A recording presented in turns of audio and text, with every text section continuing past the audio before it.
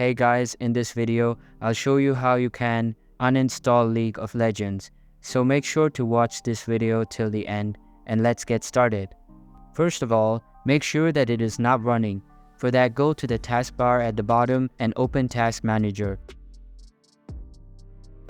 In the Task Manager, see if it is running in real time or not. If it isn't, close Task Manager. Go to the Hidden Icons menu at the bottom and close it from there by right-clicking on it and selecting Quit.